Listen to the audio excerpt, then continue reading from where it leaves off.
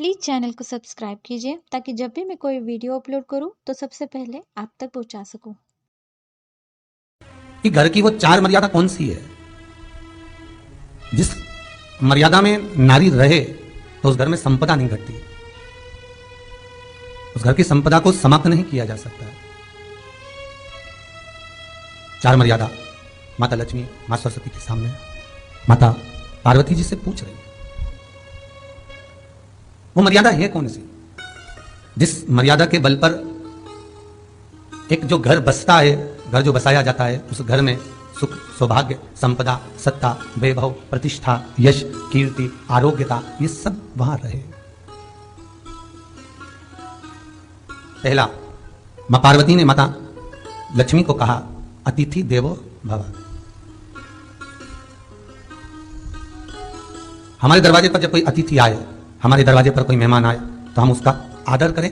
परिवार के लोग जो आदर कर रहे हैं वो अपनी जगह पर है, भाई आदर कर रहा है वो अपनी जगह पर है, जेठ आदर कर रहा है वो अपनी जगह पर है, देवर मान सम्मान दे रहा है वो अपनी जगह पर है, पर सबसे पहला सम्मान घर की स्त्री को अतिथि का करना चाहिए। सास के मेहमान आ गए, पहचान वाले, बहुवन मालूम पड़े अपने कमरे में बैठी हुई है। मेहमानों ने आकर पूछ लिया क्यों बहू नहीं दिख रही, बस आ रही होगी। सास गई रसोई घर में से पानी लाकर पिला दिया। फिर मेहमानों ने पूछा बहू नहीं दिख रही, बस आती होगी। दो बार सास ने गिलास भी गिरा दिया कि एक आध तो आ जाओ रही ऊपर से, पर नहीं आई। जब सास ने चाय रख दी और चाय रखकर सास फिर लेकर आई तो बहुओं के मन में आया चलो सास ने चाय बना दी है, खुशबू ऊपर आ गई है, अब चलते हैं।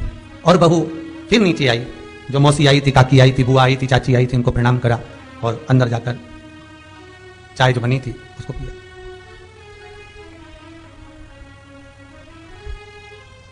एक गरुड़ पुराण में लिखा है 94 तरह के नरक में एक नरक है जो दरवाजे पर आए हुए अतिथि का सम्मान नहीं करता, उसको जल नहीं पिलाता, उसका मान सम्मान नहीं देता, उसका आतिथ्य नहीं देता, उसके लिए भी एक नरक रखा गया है। हजारों नरकों में एक नरक वो भी है जिसका हमने आतिथ्य ना करा हो। मेरा बहुओं से निवेदन है, सास के रिश्तेदार आए तो आप उनका भी आदर करिए और आपके रिश्तेदार आए तो आप उनका भी आदर करिए। जेठानी के रिश्तेदार आए तो आप उनका भी आदर करिए और देवरानी के रिश्तेदार आए तो आप उनका भी आदर करिए। आप किसी ना किसी रूप में जो अतिथि आया है वो ना जेठ का है, ना देवर का है, ना वो सास का है, अतिथि घर का है, किसी एक व्यक्ति का अतिथि नहीं है। बड़ी बहू सोचे कि मैं घर की बड़ी, बड़े परिवार की, मेरे पास में बहुत धन दौलत, मैं काय को गिनूं किसी मेहमान को। छोटी बहू सोचे मैं काय को गिनूं, मंजिली सोचे मैं काय को गिनूं, संजीली सोचे मैं काय को गिनूं। तुम्हारे माँ बाप आए, सास अगर तुम्हारे पिता से तुम्हारी माता से बात ना करे, देवरानी बात ना करे, जेठानी बात ना करे तो तुम्हें कैसा लगेगा कि तुम्हारे माँ बाप आए और किसी ने सम्मान नहीं करा। उसी तरह सास के रिश्तेदार आए, तुम सम्मान नहीं करोगी तो उसको कैसा लगेगा। फिर तुम्हारे घर के आए वो सम्मान ना करे तो तुम्हें कैसा लगेगा। आतिथ्य घर में कोई भी आए वो सबके लिए। दूसरा क्रम बताया, घर के दरवाजे पर जो तुलसी का पौधा होता है, जीवन में सबसे पहले अगर दुख आता है, तकलीफ आती है, कष्ट आता है, बीमारी आती है, रोग आता है, कोई बड़ा घटना घटने वाली होती है, कोई बड़ा कष्ट आने वाला होता है, तो लक्ष्मी जी से माता पार्वती कह रही है घर में जो तुलसी का पौधा होता है सबसे पहले घात उसी पर होती है। तुलसी का पौधा सूख जाता है, समाप्त हो जाता है, उसके डालियां मुरझा जाती हैं, नीचे लटक जाती है, मंजरी झुक जाती है, या तुलसी के कुंडे में जो मिट्टी है उसमें फफूंद पड़ जाती है। कितना सुंदर बात कही है महाराज। तुलसी के क्यारे में, पद्म पुराण, तुलसी के क्यारे में जो हम जल डालते हैं, वो जल हमने जब डाला और वो जल अगर नीचे गिर रहा है उसका भी दोष वर्णन है महाराज, उसका भी दोष हमारे शास्त्रों में वर्णित किया गया। तुलसी के क्यारे में अगर जल डाल रहे हैं और वो जल जमीन पर बह रहा है, गिर रहा है, उसका भी दोष है।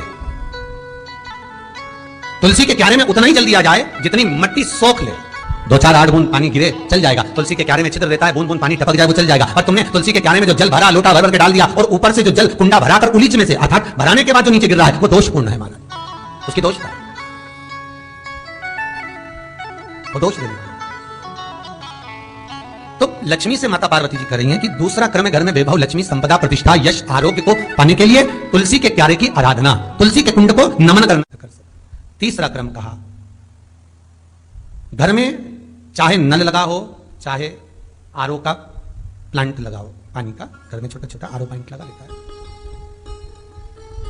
फिर भी घर के अंदर रसोई घर में एक छोटा सा मटका मटका नहीं तो हंडा, हंडा नहीं तो बाल्टी, बाल्टी नहीं तो कलसा, पानी का भरा हुआ जो नारी रखती है, दूसरे दिन उस पानी को बाहर ढोलकर फिर वापस धोकर भर लेती है। मटका रोज धुलता है, हंडा रोज धुलता है, प्रतिदिन का।